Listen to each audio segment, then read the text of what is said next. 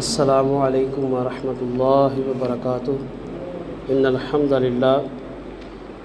للہ نحمدہ ونستعینہ ونستغفرہ ونعوذ باللہ من شرور انفسنا ومن سیئات اعمالنا من یہدہ اللہ فلا مضل لہ ومن یضللہ فلا ہادی لہ واشہد ان لا الہ الا اللہ وحدہ لا شریک لہ واشہد ان محمدا عبدہ ورسولہ صلی اللہ علیہ وآلہ وسلم۔ قال اللہ تبارک و تعالی فی القرآن المجید بعد اعوذ باللہ السمیع العلیم من الشیطان الرجیم یا ایھا الذین آمنوا اتقوا اللہ حق تقاتہ ولا تموتن الا وانتم مسلمون۔ یا ایھا الناس اتقوا ربکم الذی خلقکم من نفس واحدہ وخلق منها زوجہا وبث منہما رجالا کثیرا ونساء واتقوا اللہ الذی تساءلون بہ والارحام ان اللہ کان علیکم رقیبا۔ یا ایھا الذین آمنوا اتقوا اللہ وقولوا قولا سدیدا یصلح لکم اعمالکم ویغفر لکم ذنوبکم ومن یطع اللہ ورسولہ فقد فاز فوزا عظیما۔ اما بعد فإن خیر الحدیث کتاب اللہ وخیر الہدی ہدی محمد صلی اللہ علیہ وآلہ وسلم وشر الامور محدثاتها فإن كل محدثة بدعة فإن كل بدعة ضلالة الضلالة في النار۔ اللهم صل على محمد وعلى آل محمد كما صليت على إبراهيم وعلى آل إبراهيم إنك حميد مجيد۔ اللهم بارك على محمد وعلى آل محمد كما باركت على إبراهيم وعلى آل إبراهيم إنك حميد مجيد۔ ربي اشرح لي صدري ويسر لي أمري واحلل عقدۃ من لسانی یفقہوا قولی رب زدنی علما۔ اللہم انفعنا بما علمنا وعلمنا ما ينفعنا وزدنا علما۔ قال اللہ عز وجل فی کلامہ بعد اعوذ باللہ السمیع العلیم من الشیطان الرجیم اللہ یبسط الرزق لمن یشاء ویقدر وفرحوا بالحیاة الدنیا وما الحیاة الدنیا فی الآخرة الا متاع۔ وَيَقُولُ الَّذِينَ كَفَرُوا لَوْلَا أُنزِلَ عَلَيْهِ آيَاتٌ مِّن رَّبِّهِ قُلْ إِنَّ اللَّهَ يُضِلُّ مَن يَشَاءُ وَيَهْدِي إِلَيْهِ مَنْ أَنَابَ الَّذِينَ آمَنُوا وَتَطْمَئِنُّ قُلُوبُهُم بِذِكْرِ اللَّهِ أَلَا بِذِكْرِ اللَّهِ تَطْمَئِنُّ الْقُلُوبُ الَّذِينَ آمَنُوا وَعَمِلُوا الصَّالِحَاتِ طُوبَى لَهُمْ وَحُسْنُ مَآبٍ۔ كَذَلِكَ أَرْسَلْنَاكَ فِي أُمَّةٍ قَدْ خَلَتْ مِنْ قَبْلِهَا أُمَمٌ لِتَتْلُوَ عَلَيْهِمُ الَّذِي أَوْحَيْنَا إِلَيْكَ وَهُمْ يَكْفُرُونَ بِالرَّحْمَنِ قُلْ هُوَ رَبِّي لَا إِلَٰهَ إِلَّا هُوَ عَلَيْهِ تَوَكَّلْتُ وَإِلَيْهِ مَتَابِ۔ اللہ مالک العلام کے فضل و کرم سے اسلامی مہینہ محرم الحرام یہ اللہ کی بارگاہ میں بڑی عزت والا مہینہ ہے۔ اس کی ابتدا ہوئی، اسلامی کیلنڈر اور اسلامی سال کی ابتدا اسی مہینے سے ہوتی ہے، اور نبی مکرم صلی اللہ علیہ وسلم نے اس مہینے کو اللہ کا مہینہ قرار دیا کہ اللہ کی بارگاہ میں بڑا ہی معتبر، بڑا ہی عزت والا مہینہ ہے۔ اور اللہ قرآن کریم میں فرماتے ہیں ان عدۃ الشہور عند اللہ 12 شہرا، اللہ کے ہاں مہینوں کی تعداد جو ہے وہ 12 ہے۔ فی کتاب اللہ، اللہ کی کتاب میں لکھا ہوا یعنی لوح محفوظ میں، یوم خلق السماوات والارض، جب سے اللہ نے آسمانوں اور زمین کو بنایا ہے، منہا اربعۃ حرم، اس میں سے 4 حرمت والے مہینے ہیں، ذالک الدین القیم، اور یہی جو ہے درست دین ہے، استقامت والا دین ہے۔ اللہ کے ہاں اس دین کی ہی معتبر حیثیت ہے۔ فلا تظلموا فیہن انفسکم، اور ان 4 مہینوں میں اللہ فرما رہے ہیں اپنی جانوں پر ظلم نہ کرو، یعنی حرمت والے مہینوں میں قتال کرنا، لڑائی جھگڑا کرنا، فتنہ فساد کرنا، لوگوں کے درمیان نفرتیں پھیلانا، جنگ و قتال کرنا، فرقہ واریت کرنا، اپنی ذہنی اور دلی تسکین کے لیے لوگوں کو لڑانا یہ اس مہینے میں حرام ہے۔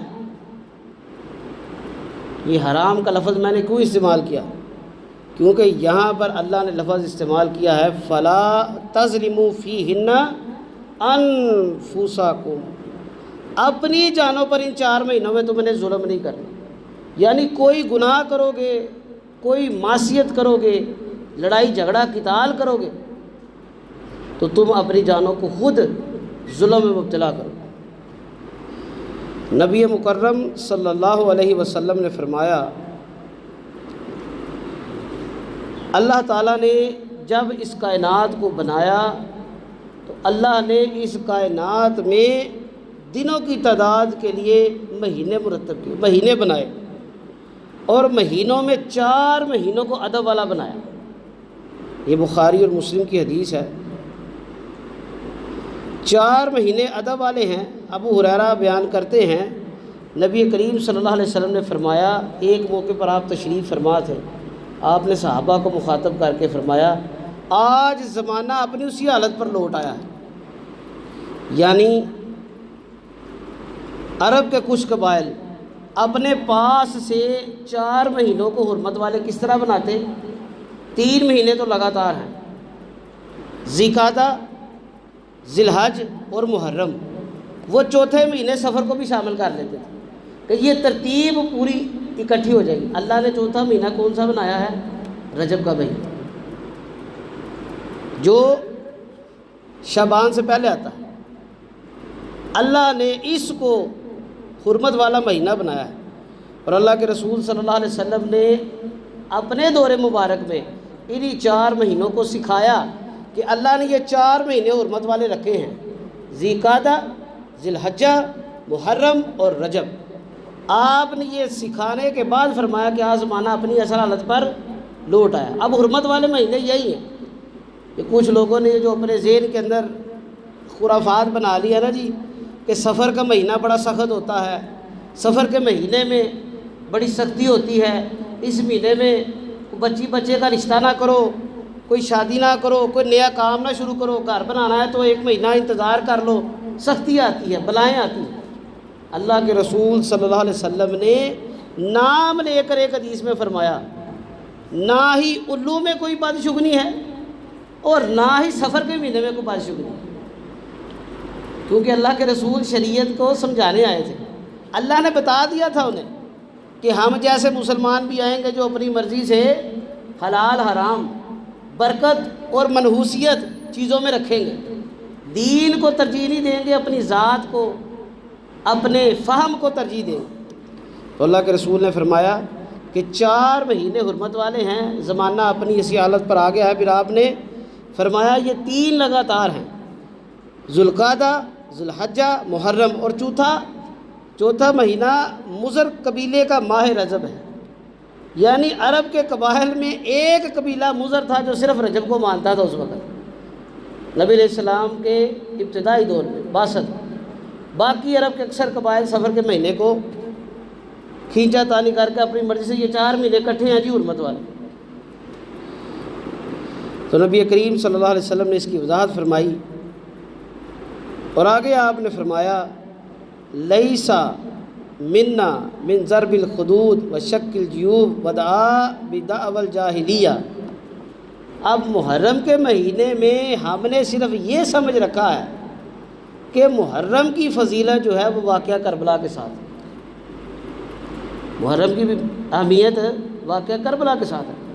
واقعہ کربلا یقیناً ایک بہت بڑا سانحہ ہے دین اسلام کی تاریخ کا، اور ہمارا یہ ایمان اور عقیدہ ہے اور دعا ہے کہ جس بندے نے سیدنا حسین بن علی رضی اللہ عنہ کو شہید کیا، اس میں سہولت کار بنا، معاونت کی، اللہ ہی اس کا مواخذہ کرے، اللہ ہی اس کو کافی ہو جائے۔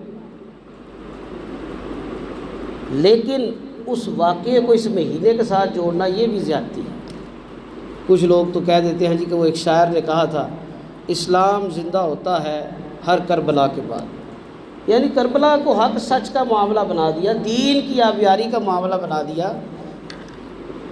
اللہ اور اس کے رسول نے معاملات میں غلو کرنے سے بچایا ہے۔ ایک چیز کی اہمیت اپنی جگہ ہے، سیدنا حسین بن علی کا مقام اپنی جگہ، ان کا مرتبہ فضیلت اپنی جگہ، وہ بڑی معتبر ہے، اہل بیت ہیں، نبی کریم صلی اللہ علیہ وسلم کے نواسے ہیں، سیدنا علی المرتضیٰ، سیدہ فاطمہ الزہرا سلام اللہ علیہا کے بیٹے ہیں، نبی کریم صلی اللہ علیہ وسلم کی شباہت رکھنے والے ہیں۔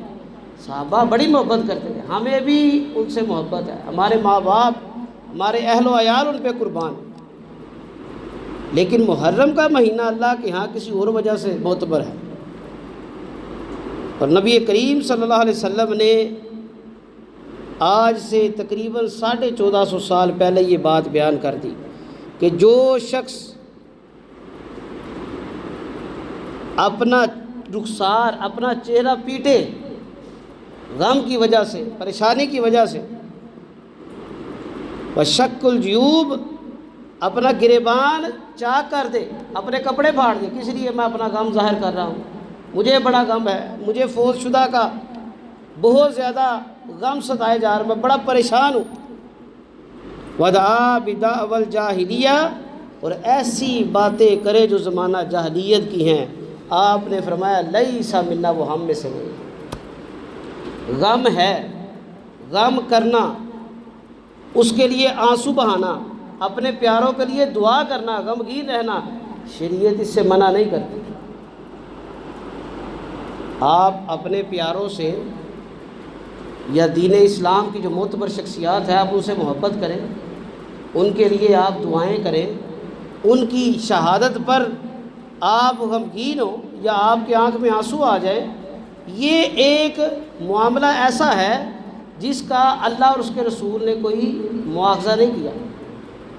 اللہ کے رسول صلی اللہ علیہ وسلم کی بیٹی کا بیٹا یعنی آپ کا نواسا، اس کا انتقال ہو گیا، آپ کی آنکھ مبارک سے آنسو نکل آئے، تو انس رضی اللہ تعالیٰ نے پوچھا اللہ کے رسول یہ کیا ماجرا ہے، آپ ہمیں صبر کی تلقین کرتے ہیں؟ تو نبی کریم صلی اللہ علیہ وسلم نے فرمایا ھذا رحمت ربی یختص بعبادی، یہ اللہ کی رحمت ہے، اپنے کسی پیارے کی تکلیف پر آنکھ سے آنسو بہانا، یہ اللہ نے اپنے بڑے بندوں کے لیے، خاص بندوں کے لیے مخصوص کی ہے۔ یعنی اس حدیث سے یہ بھی پتہ چلا اگر کسی پیارے کی آپ کے ساتھ محبت ہے، آپ اس کی محبت میں اس کی فوتگی پر، اس کی شہادت پر ذکر کرتے ہوئے آپ کی آنکھ سے آنسو آ جاتے ہیں، تو یہ اللہ کی رحمت ہے۔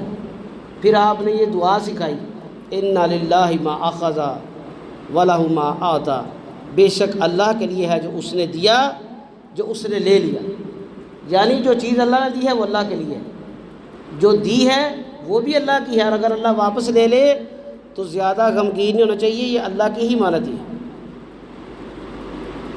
وَكُلُّ شَيْءٍ عِندَهُ بِأَجَلٍ مُّسَمًّى، اور ہر چیز کا اللہ کے ہاں ایک مقررہ وقت ہے، فَلْتَصْبِرْ وَلْتَحْتَسِبْ، بس اس پر صبر کرو اور اللہ سے اس صبر کے بدلے اچھے حساب کا، اچھے بدلے کا گمان رکھو۔ سیدنا ابو ہریرہ رضی اللہ تعالیٰ عنہ بیان کرتے ہیں نبی کریم صلی اللہ علیہ وسلم نے فرمایا افضل الصیام بعد رمضان شہر اللہ المحرم، اللہ کے ہاں رمضان کے بعد بہترین روزے جو ہیں شہر اللہ، اللہ کے مہینے رمضان، اس کے محرم کے، یعنی رمضان کے بعد جن روزوں کی سب سے زیادہ فضیلت ہے نا وہ محرم کے روزے۔ وَأَفْضَلَ بَعْدَ الصَّلَاةِ بعد الفریضہ صلاۃ اللیل، اور 5 فرض نمازوں کے بعد جو فضیلت والی نماز ہے وہ کون سی ہے؟ صلاۃ اللیل، تہجد۔ اور اللہ معاف کرے، اللہ ہمیں موجودہ دور کے فتنوں سے، بدعمالیوں سے بچائے، یہ دونوں فضیلت والے کام ہمیں نہیں ہیں۔ رمضان کے روزے رکھ کے ہم ایسے پورا سال فارغ ہوتے ہیں کہ جیسے ہمارے سر پر کسی نے بندوق رکھ کے یا جان کی دھمکی دے کر کسی نے گردن میں تلوار چاقو رکھا تھا کہ بھائی یہ روزے لازمی رکھیں۔ رمضان کے بعد روزے جو رکھنے ہیں، شوال کے روزے ہو گئے، ایام بیس کے روزے ہیں، چاند کی چاندنی 13, 14, 15. پھر اس کے علاوہ ذی الحجہ کے پہلے 9 دنوں کے روزے، پھر یہ محرم کے روزے، پھر سوار اور جمعرات کا روزہ، یہ اللہ کے نبی کی سنت ہے، آپ رکھا کرتے، اصحاب محمد رکھتے. آج جن لوگوں پر لوگ زبان درازیاں کرتے ائمہ محدثین پر کہ جنہوں نے دین جمع کیا، دین کے لیے محنتیں کیں، یہ وہ لوگ روزے رکھا کرتے تھے. ہم لوگ تو بمشکل 5 نمازیں پڑھتے ہیں، اور وہ بھی بڑا احسان کر لیتے ہیں. جب کسی بندے نے 5 نمازیں دن میں فرض پڑھ لی ہو نا جماعت کے ساتھ، تو وہ بندہ ایسے پھرتا ہے جیسے پتہ نہیں اس نے پوری دنیا فتح کر لی. میں نے کئی مرتبہ آپ کو یہ حدیث بیان کی ہے، نبی مکرم صلی اللہ علیہ وسلم نے فرمایا جو بندہ حرام سے بچتا ہے، 5 نمازیں ادا کرتا ہے، وہ اسلام کے کنارے پر کھڑا ہے. یعنی ابھی تو وہ اسلام میں داخل ہوا ہے، ابھی تو عمل بہت آگے ہے، ابھی تو دین پورا پڑا ہے، ابھی تو اخلاقیات ہیں، ابھی تو تقویٰ ہے، ابھی تو زہد ہے، ابھی تو خشیت الہی ہے، ابھی تو اپنے حق کو قربان کرنا ہے لوگوں کے لیے، ابھی تو اللہ کے بندوں کے لیے قربانیاں دینی ہیں، ابھی تو اللہ کے لیے حق پر ہوتے ہوئے پیچھے ہٹ جانا ہے. یہ باتیں بڑی آگے ہیں. اس لیے اللہ کے رسول نے یہ 2 باتیں بیان کی ہیں. رمضان کے بعد اللہ کے مہینے محرم کے روزے فضیلت والے ہیں، اور 5 فرض نمازوں کے بعد فضیلت والی نماز قیام اللیل ہے، جسے ہم تہجد کہتے ہیں. سیدنا علی رضی اللہ تعالیٰ عنہ سے مروی ہے، انہوں نے سوال کیا رسول مکرم صلی اللہ علیہ وسلم سے، اگر کوئی شخص روزے رکھنا چاہے کسی مہینے میں رمضان کے علاوہ تو کس مہینے کے روزے رکھے؟ مشورہ ہے نا. آج ہم لوگوں کو بڑا شوق ہے کہ جی ہمیں حضرت علی سے بڑی محبت ہے، ایمان کا حصہ ہے. اصحاب محمد سے محبت کرنا، خلفائے راشدین سیدنا ابو بکر، سیدنا عمر، سیدنا عثمان، سیدنا علی المرتضیٰ رضوان اللہ علیہم اجمعین، ان سے محبت، ان کی اولاد سے محبت، ان کے اہل و عیال سے محبت، یہ ایک مومن کی نشانی ہے. لیکن محبت کچھ تقاضا بھی کرتی ہے. تقاضا کیا کرتی ہے؟ آپ اپنے والد سے کہیں ابا جی مجھے آپ سے بڑی محبت ہے، ابا جی میں آپ کی بڑی عزت کرتا ہوں. باپ تھکا ہارا گھر آئے، کہے بیٹا 1 گلاس پانی پلا دو. ابا جی مجھے آپ سے بڑی محبت ہے، لیکن میں ذرا موبائل پہ کام کر رہا ہوں، ذرا میں کلائنٹ سے بات کر رہا ہوں، تو آپ مہربانی پانی پی لیں. ددکار ہے ایسی محبت کے دعوے پر. اس سے مہذب لفظ میں نہیں استعمال کر سکتا. ددکار ہے جو شخص یہ دعویٰ کرے کہ میں محبت بھی کرتا ہوں لیکن اپنے محبوب کی بات نہ مانے، اپنے محبوب کی سنت پر عمل نہ کرے. سیدنا علی سے محبت کے دعوے تو پوری مسلمان امت کے ہیں. لوگ سٹیٹس لگاتے ہیں، ان کے اقوال لگاتے ہیں، ایک دوسرے کو شیئر کرتے ہیں، بیج لگاتے ہیں، اپنی گاڑیوں پر سٹیکر لگاتے ہیں. لیکن کیا حضرت علی رضی اللہ تعالیٰ عنہ کے مطابق نماز پڑھی ہے؟ کیا حضرت علی رضی اللہ تعالیٰ عنہ کے مطابق اپنی زندگی گزاری ہے؟ کیا اس طرح کا زہد و تقوی اختیار کرنے کی کوشش کی ہے؟ حضرت علی کا گھرانہ جس طرح رہتا تھا رضی اللہ عنہ کا، کیا تمہارا گھرانہ اس طرح کا ہے؟ نہ میرا چہرہ علی جیسا، نہ میری نماز علی جیسی، نہ میرا بولنا، لوگوں سے ملنا، نہ میرے معاملات علی کے جیسے. اور میں ناچتا گاتا پھروں، میں نظمیں پڑھتا پھروں، میں تعریفی اشعار کہتا پھروں، مجھے علی سے بڑی محبت ہے، علی میری جان ہے، میں علی پر قربان. کس طرح؟ سیدنا علی رضی اللہ تعالیٰ عنہ نے اللہ کے رسول سے کیا سیکھا؟ دین سیکھا. کیا پوچھا؟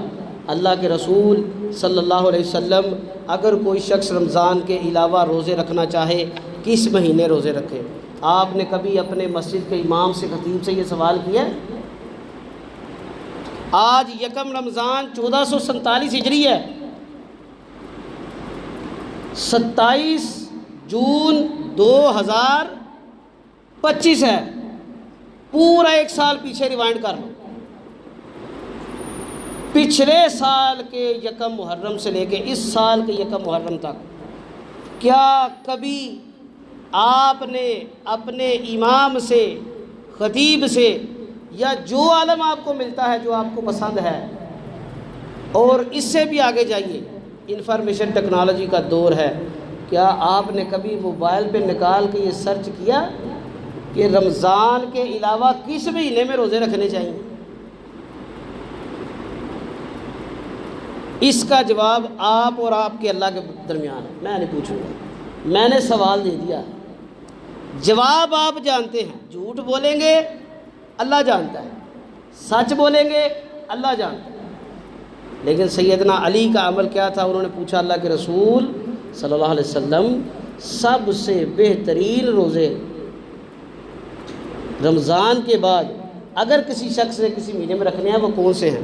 نبی مکرم صلی اللہ علیہ وسلم نے فرمایا اگر رمضان کے علاوہ کسی مہینے میں روزے رکھنے ہیں تو محرم کے مہینے میں رکھو۔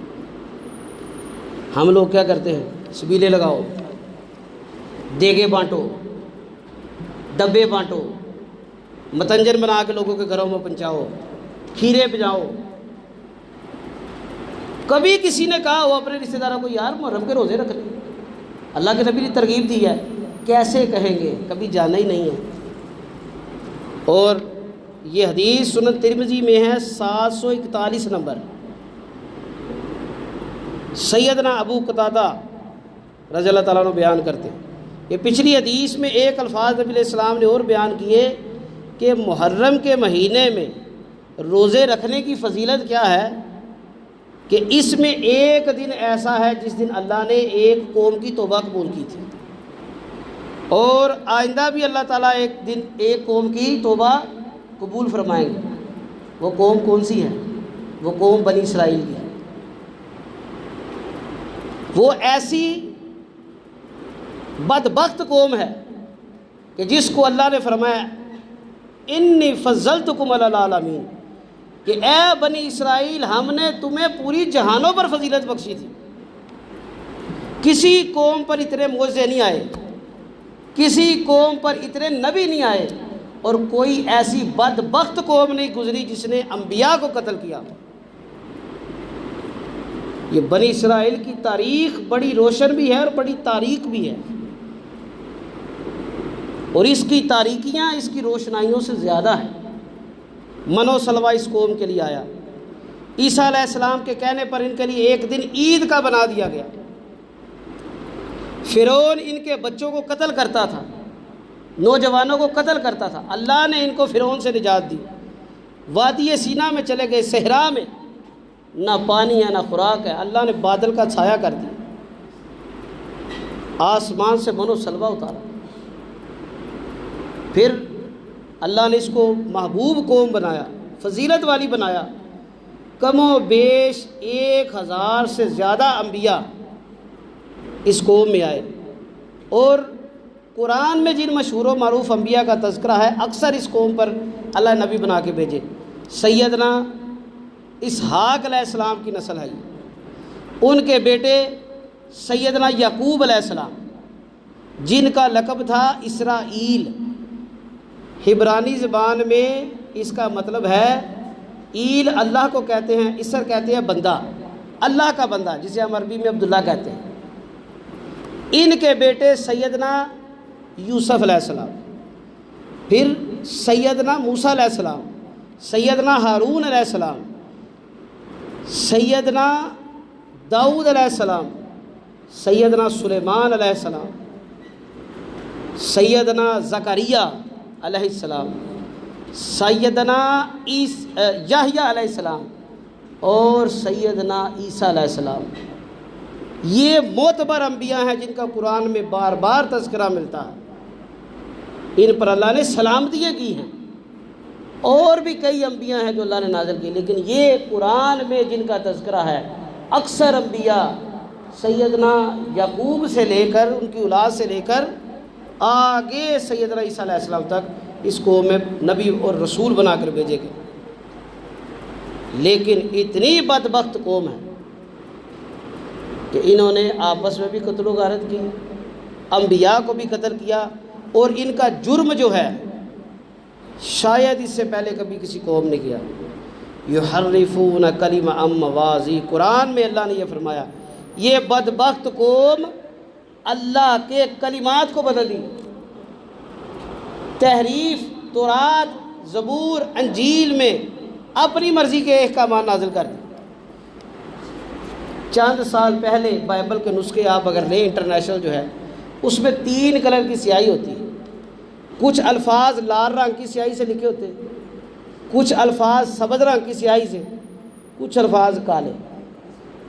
لال رنگ سے مراد کیا ہے کہ یہ الفاظ جو ہیں یہ ورڈ آف گاڈ ہے، اللہ کی کلمات۔ سبز رنگ جو ہے جی یہ اللہ کے احکامات ہیں لیکن اس کی اتھینٹسٹی نہیں ہے، یعنی یہ کلمات اللہ کی طرف سے نازل تھے یا اس وقت کے نبی نے خود کہے۔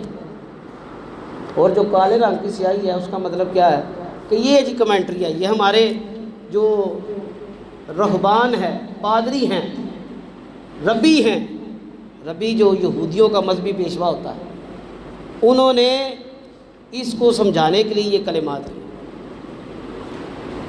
ان بدبختوں نے اللہ کے کلام میں تحریف کر، اللہ نے قرآن میں فرمایا یحرفون کلمہ عن مواضعہ، وہ جو بات جہاں پر نازل ہوئی اللہ نے اس کو ختم نہیں کیا، تم نے اس کو بدل دیا، تحریف کر دیا۔ آج بھی کچھ بدبخت ہیں قرآن کے ترجمے میں تحریف کرتے ہیں، ان کا بس نہیں چلتا قرآن کی عربی بدل دے۔ یہ اللہ کا بڑا فضل ہے کہ اللہ نے قرآن کے بارے میں خود گارنٹی لی ہے، اِنَّا نَحْنُ نَزَّلْنَا الذِّكْرَ وَإِنَّا لَهُ لَحَافِظُونَ، ہم نے قرآن کو نازل کیا اور ہم خود ہی اس کی حفاظت کریں گے۔ اگر اللہ نے اس کی حفاظت نہ لی ہوتی تو قرآن میں بھی لوگوں نے تعریف کر لینی تھی، ترجمے میں تو باز نہیں آتے، آپ ترجمے اٹھا کر دیکھ لیں، تفاسیر اٹھا کر دیکھ لیں۔ اور سب سے بڑی قرآن کے اندر جو امت کو گمراہ کرنے کا کام کیا ہے ان لوگوں نے جو تفسیر بالرائے سے کام لیتے ہیں، جی اکارڈنگ ٹو مائی اوپینین، میرے نظریے کے مطابق اس آیت کا یہ مفہوم ہے، میری تحقیق کے مطابق۔ بھئی تم کون ہوتے ہو اپنی تحقیق بیان کرنے والے؟ قرآن اللہ کا کلام ہے، اس کو سمجھانا کس کی ذمہ داری ہے؟ اللہ کے رسول کی۔ یتلو علیہم آیاتی ویزکیہم، نبی آئے کیا کام کرتے ہیں؟ اللہ کی آیتیں پڑھ پڑھ کے سناتے ہیں، ویزکیہم، اور ان کا تزکیہ کرتے ہیں، ان آیات کے مطابق تمہاری روحانی اور جسمانی تربیت کرتے ہیں، وَيُعَلِّمُهُمُ الْكِتَابَ وَالْحِكْمَةَ، اور کتاب کی اور حکمت کی تعلیم دیتے ہیں۔ ان آیات کی روشنی میں کسی انسان کو یہ گوارا نہیں ہے کہ وہ اپنی مرضی سے قرآن کی تفسیر کرے، اگر کوئی کرے گا عند اللہ وہ مجرم ہے۔ نبی کریم نے صلی اللہ علیہ وسلم نے اسی لیے فرمایا تھا مجتہد کے لیے 2 اجر ہیں، اگر تو اس کا اجتہاد ٹھیک ہو گیا، پہلا اجر تو یہ ہے اگر اس کی نیت ٹھیک ہوئی اس کو ایک اچھی نیت کا اجر ملے گا، اور دوسرا صحیح مسئلہ سمجھانے کا اجر۔ اور اگر اس کا اجتہاد غلط ہو گیا، اگر اس کی نیت ٹھیک ہوئی، لوگوں کی اصلاح کی نیت ہوئی، تو اس کی کم از کم نیک نیتی کا اجر ملے گا۔ لیکن یہاں پر تو الٹی گنگا بہہ رہی، اپنی مرضی کے ترجمے، اپنی مرضی کی تشریحات، وہ اللہ کے کلام کو بدلتے تھے یا اس کے مفہوم کو بدل دیتے۔ اللہ نے قرآن میں لکھا ہے ایاک نعبد و ایاک نستعین، اے اللہ ہم آپ کی ہی عبادت کرتے ہیں، آپ سے ہی مدد مانگتے ہیں۔ اب یہاں پر یہ کلمہ اقرار ہے اللہ تیرے علاوہ کوئی مدد کرنے والا نہیں ہے، اور اللہ تیرے علاوہ کوئی عبادت کے لائق نہیں ہے، لیکن لوگوں نے اللہ کے علاوہ عبادتیں، اللہ کے علاوہ مددیں مانگنی شروع کر دیں۔ کہتے ہیں جی دیکھیں اللہ قرآن میں فرماتے ہیں وَاسْتَعِینُوا بِالصَّبْرِ وَالصَّلَاةِ، جی نماز غیر اللہ ہے، صبر غیر اللہ ہے، اللہ کہتے ہیں غیر اللہ سے مدد مانگو۔ نماز کس کے لیے پڑھنی ہے؟ اللہ کے لیے پڑھنی۔ نماز کس نے فرض کی ہے؟ اللہ نے فرض کی ہے۔ نماز کو سکھایا کس نے ہے؟ جناب محمد رسول اللہ صلی اللہ علیہ وسلم۔ نماز کے احکامات کس نے نازل کیے ہیں؟ اللہ نے نازل کیے ہیں۔ نبی کریم صلی اللہ علیہ وسلم نے ایک مرتبہ، بخاری مسلم میں ہے، اپنے ممبر پر کھڑے ہو کر نماز کا پورا طریقہ سکھایا۔ آج پھر بھی لوگ کہتے ہیں جی نہیں جی وہ فلاں صحابی سے یہ بات ملتی ہے، فلاں تابعی کا یہ قول ملتا ہے۔ اسی طرح اللہ کے رسول صلی اللہ علیہ وسلم نے فرمایا جب تم میں سے کوئی قسم کھائے صرف اللہ کی قسم کھائے، اور مدد مانگے صرف اللہ سے مدد مانگے۔ لیکن یہاں پر ماں کی قسم، باپ کی قسم، قرآن کی قسم، کلمے کی قسم، جی مجھے میرے نیک اعمال کی قسم، اللہ نے تو منع کیا ہے، اللہ کے رسول نے منع کیا ہے، اللہ کے علاوہ کسی کی قسم نہیں کھانی، نہیں اٹھانی۔ ہم کیا کرتے ہیں جی کلمہ کی قسم، لا الہ الا اللہ محمد رسول اللہ کی قسم۔ اب کسی کو سمجھائے نا جی یہ قسم درست نہیں ہے، سنت کے مطابق غلط ہے، وہ کہتے ہیں تمہارا کلمے پر ایمان نہیں ہے اور تم کلمے کو نہیں مانتے۔ اللہ کے بندو کلمہ کس نے سکھایا؟ اللہ کے رسول نے بتایا، من قال لا الہ الا اللہ ثم استقم دخل الجنہ، جس نے لا الہ الا اللہ کہا اس پر ڈٹ گیا، اس کی توحید میں شرک نہیں تھا، اس کی توحید میں بدعت نہیں تھی، اللہ اس کے رسول کی نافرمانی نہیں تھی، ثم استقم، وہ ڈٹ گیا، دخل الجنہ، وہ جنت میں جائے گا۔ اللہ کے بندے تو نے صرف اتنی حدیث کو پڑھا ہے، من قال لا الہ الا اللہ، کبھی اس کو بھی تو پڑھ، ثم استقم، اس پر استقامت اختیار کر۔ استقامت کیا ہے؟ استقامت وہ ہے جس کے لیے سیدنا بلال تپتی ریت پر تکلیفیں برداشت کرتے رہے، جس کے لیے خباب بن ارت انگاروں پر، دہکتے ہوئے کوئلوں پر لٹا دیے جاتے، تب تک لٹائے جاتے جب تک ان کے جسم سے نکلنے والی چربی اور خون سے وہ کوئلے ٹھنڈے نہیں ہو جاتے تھے۔ سیدنا عمار ابن یاسر، ان کے گھر والوں کو بے دردی سے شہید کر دیا گیا۔ کیا ان لوگوں کو ان باتوں کی سمجھ نہیں تھی؟ اللہ کے رسول کے پاس مکے کے لوگ آئے، آپ کے چچا جناب ابو طالب کے ذریعے یہ پیغام بھیجا کہ اپنے بھتیجے کو کہیے 3 ہم آپ کو آپشنز دیتے ہیں، ان تینوں میں سے جو آپ چاہتے ہیں ہم آپ کو دے دیں گے، آپ اپنے ایک خدا کی دعوت و تبلیغ سے پیچھے ہٹیں، آپ یہ کہنا چھوڑ دیجئے کہ صرف ایک اللہ کو مانو۔ وہ باتیں کیا تھیں؟ سب سے پہلی بات، جس جگہ کی حکمرانی سرداری چاہتے ہو تمہیں ملے گا، اس قبیلے کا، علاقے کا سردار بنا دو۔ دوسری بات، جس قبیلے کی عورت سے شادی کرنا چاہو کہ تمہاری شادی کرا دو۔ تیسری بات، جتنا مال چاہیے، یہ عرب کے جتنے خزانے ہیں آدھے خزانے تمہیں دے دیں، کہ مال و دولت دے دیں۔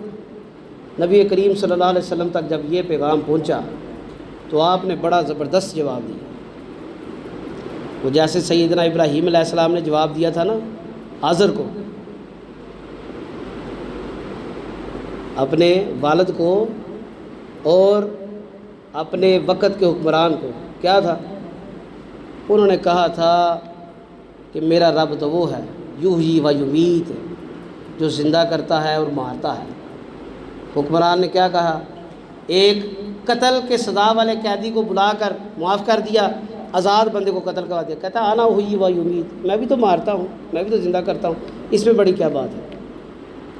سیدنا ابراہیم علیہ السلام نے کہا میرا رب تو وہ ہے یات الشمس من المشرق، وہ مشرق سے سورج کو نکالتا ہے اور مغرب میں غروب کرتا ہے۔ اللہ فرماتا ہے فبہت الذی کفر، کفر کرنے والوں حیران ہو گئے، پریشان ہو گئے۔ وہ جیسے ہم نہیں کہتے پنجابی میں وہ منہ اڈیا تو اڈیا ہی رہ گیا، ڈیٹر گیا، بس انہوں موت نہیں پئی باقی مر گیا، وہ حالت کی۔ نبی کریم کو جب یہ آفر ملی تو آپ نے کیا فرمایا؟ پیارے چچا، اگر میرے دانے ہاتھ پر سورج رکھ دے، بائیں ہاتھ پر چاند رکھ، تو پھر بھی میں اپنے دین سے نہیں پھروں۔ انہوں نے کہا جی اس کا کچھ نہیں ہو سکتا۔ کیا اللہ کے نبی یہ کمپرومائز نہیں کر سکتے تھے؟ بڑی اپرچونٹی تھی۔ آج تو لوگ چند پیسوں کے لیے دین پھیر دیتے ہیں۔ ہم مسلمانوں میں ہیں نا لوگ جو دین بدل کے باہر کے ملک جا کے اسائلم لے لیتے ہیں، سیاسی پناہیں لے کر ملکوں کے ویزا پاسپورٹ لیتے ہیں، مسلمان ہی ہے نا، کافروں کو کیا کہنا ہے؟ کلمہ لا الہ الا اللہ پڑھنے والے ہی ہیں نا وہ لوگ، وہ غیر مسلم تو نہیں۔ میرے خاندان میں بھی کچھ لوگ ہیں، آپ کے بھی خاندان میں یا ملنے منانے والے میں ہوں گے، اتنے بھی یہ لوگ ناپید نہیں ہیں کہ کسی کو پتہ نہ ہو کہ جی وہ لاہور کا یا جنوبی پنجاب کا یا سندھ کا یا بلوچستان کا کوئی بندہ تھا جس نے یہ کام کیا۔ ہر شہر میں ایسے لوگ ہیں جو مرزئی بن گئے، جنہوں نے دین بدل لیا، کوئی ہندو بن گیا، کوئی عیسائی بن گیا، کسی نے اپنے آپ کو ایتھیسٹ ڈکلیئر کر لیا کہ جی میری جان کو خطرہ ہے، میرے افکار اور نظریات جو ہیں میرے ملک میں لوگ جانے تو مجھے قتل کر دیں۔ کس لیے؟ جی یو کے کا، جرمنی کا، فرانس کا، کینیڈا کا، امریکہ کا، جی مجھے پاسپورٹ مل جائے، نیشنلٹی مل جائے۔ ایسے بدبخت بھی ہیں اور ہمارے ایسے مسلمان بھی ہیں جو ان کا مدد کرتے ہیں اور بعد میں کہتے ہیں جی الحمدللہ ہم حلال کماتے ہیں، ہم لوگ کبھی کوئی حرام کا کام نہیں کرتے۔ یہ کیسے ہو سکتا ہے؟ دنیا کے قانون میں یہ نہیں ہے تو اللہ کے قانون میں کیسے ہوگا؟ پاکستان کی تاریخ کے اندر ایک حکمران تھا جس کو پھانسی دی گئی، ذوالفقار علی بھٹو۔ اس نے قتل تو نہیں کیا تھا، لیکن اس کو پھانسی کی وجہ کیا بنی؟ یہ شریک جرم تھا، یعنی جو قتل ہوا ہے اس کے قتل میں اس بندے کا مشورہ شامل تھا۔ دنیا کے قانون میں تم کہو کہ جو قاتل ہے اس کا مددگار ہے، اس کا سہولت کار ہے، اس کو مشورہ دینے والا، اس کو گاڑی ٹرانسپورٹ فراہم کرنے والا، سب کو قتل کر دو قصاص کے بدلے۔ اللہ کا معاملہ آئے نہیں جی جس نے جو ظلم کیا ہے وہی ہوگا، میرا تو کچھ نہیں ہے، میں نے کیا کیا؟ تو نے ٹکٹ کرا کے دی، تو نے ویزے کے کاغذ بنا کے دیے، تو نے یہاں سے کاغذ اٹیسٹ کروائے، تو نے یہاں سے جھوٹے سجے مقدمے بنا کر بھیجے، اور تو کہے میں نے حلال کمایا ہے؟ کیسے ہو سکتا؟ اتنا آسان ہے؟ اور اوپر سے ہم کہیں کہ جی اللہ بڑا غفور رحیم۔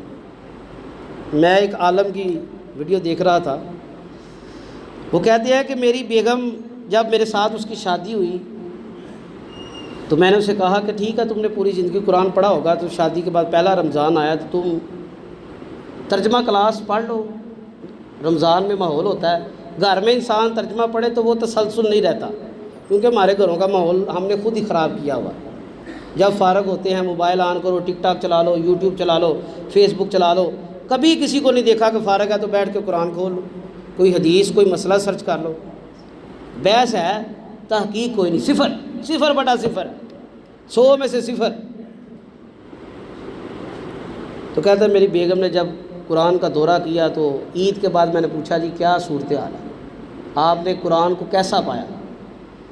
کہتا ہے میری بیگم نے قرآن پکڑ کے کہا اللہ کی قسم جو تذکرہ قرآن میں اللہ کا ملتا ہے نا، اللہ اپنے معاملات میں بڑے سخت ہے۔ یہ جو ہمیں مولویوں نے گولی کرائی ہے نا، اللہ بڑا غفور رحیم ہے، سب کچھ کر دے جاؤ، بچت ہو جائے گی، کوئی مسئلہ نہیں۔ قرآن میں ایسے اللہ کا ذکر نہیں ہے۔ یہ اللہ قرآن والا ہے ہی نہیں جو ہم نے لوگوں کو بتایا ہے یا ہم نے سیکھا ہے۔ اللہ قرآن کی ابتدا میں فرماتے ہیں الرحمن الرحیم، بڑا مہربان ہے، بڑا رحم کرنے والا ہے، مالک یوم الدین، جہاں پر اس کی رحمت کا تذکرہ ہے اس کے ساتھ ہی فرمایا مالک ہے یوم جزا کا، اور وہ یوم جزا کیسا ہوگا؟ فَمَن يَعْمَلْ مِثْقَالَ ذَرَّةٍ خَيْرًا يَرَهُ وَمَن يَعْمَلْ مِثْقَالَ ذَرَّةٍ شَرًّا يَرَهُ۔ ذرہ برابر نیکی بھی تیرے آگے آئے گی، جواب دے گا، صلہ ملے گا، ذرہ برابر بھی برائی کرے گا تیرے سامنے آئے گی۔ اگر اللہ کسی کو بخش دے گا یہ اس کی رحمت ہے، یہ اس کا فضل ہے، لیکن اعمال کے رجسٹر سب کے سامنے آنے ہیں۔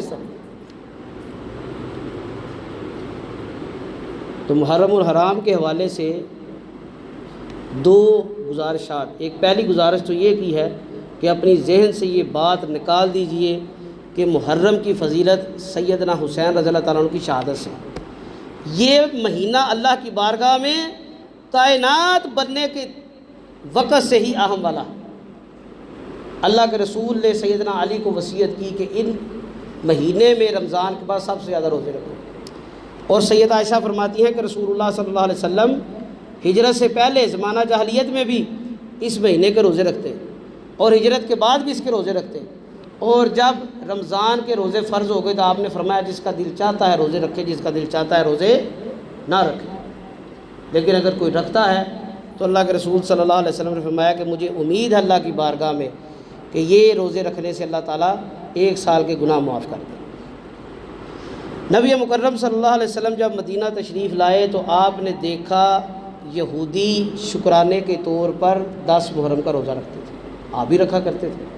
آپ کو پتہ چلا تو بتایا گیا کہ وہ کہتے ہیں جی کہ ہم اس دن ہماری قوم کو فرعون سے نجات ملی تھی، ہم شکرانے کے طور پر روزہ رکھتے ہیں۔ اللہ کے رسول صلی اللہ علیہ وسلم نے فرمایا ہم لوگ موسیٰ پر زیادہ حق رکھتے ہیں۔ یہ بات کہنے کا مقصد کیا تھا؟ موسیٰ توحید والے، موسیٰ علیہ السلام اللہ کی بات ماننے والے، موسیٰ علیہ السلام اللہ کے لیے ہجرت کرنے والے، بے یار و مددگار، بے سر و سامان، 10 سال تک صحرا میں گزارے شعیب علیہ السلام کے پاس۔ اللہ کے رسول بھی توحید پر کاربند، صحابہ بھی توحید پر کاربند۔ آپ نے یہ نہیں فرمایا کہ میں، آپ نے فرمایا ہم، اللہ اور اس کے رسول صلی اللہ علیہ وسلم کے اصحاب رضوان اللہ مجمعین، ہم موسیٰ کے زیادہ تعلق والے ہیں، زیادہ حقدار ہیں۔ آپ نے فرمایا ہم روزہ رکھیں۔ پھر آپ نے فرمایا کہ اگر آئندہ سال میں زندہ رہا تو میں ناوی کا روزہ رکھوں گا۔ اور اگلے سال رسول اللہ صلی اللہ علیہ وسلم کا انتقال ہو گیا، وہ محرم سے پہلے ہی۔ تو کچھ لوگوں میں یہ مغالطہ آ گیا جی کہ نبی علیہ السلام فرمایا، آپ نے فرمایا ہے کہ میں 9 کا روزہ رکھوں گا، اب 9 کا روزہ رکھنا ہے۔ بھائی روزہ 10 محرم کا ہی ہے، اس کی فضیلت ہے، اس کے ساتھ نبی علیہ السلام نے 9 کا روزہ منانے کا، جیسا کہ صحابہ کے اعمال ہے، عبداللہ ابن عباس کا، دیگر صحابہ کا 9 اور 10 محرم کا روزہ رکھا جائے۔ اگر کسی کو اللہ کے رسول سے محبت ہے، اہل بیت سے محبت ہے، اصحاب محمد سے محبت ہے رضوان اللہ علیہ مجمعین سے، تو اس کے لیے یہ لازم ہے کہ وہ رمضان کے بعد محرم کے روزے رکھے، اور اس کے بعد خاص طور پر اگر نہیں رکھ سکتا تو 9 اور 10 محرم کا روزہ رکھے۔ اور اگر کوئی نہیں رکھتا تو کوئی مواخذہ نہیں ہے، کوئی سختی نہیں ہے۔ باقی اللہ سے دعا ہے جو باتیں بیان کی ہیں اللہ بیان کرنے والے کو بھی عمل کی توفیق عطا فرمائے، اور سننے والوں کو بھی اللہ تعالیٰ عمل کی توفیق عطا فرمائے، سمجھنے کی توفیق عطا فرمائے۔ اقول قولی ھذا واستغفر اللہ لی ولکم ولسائر المسلمین۔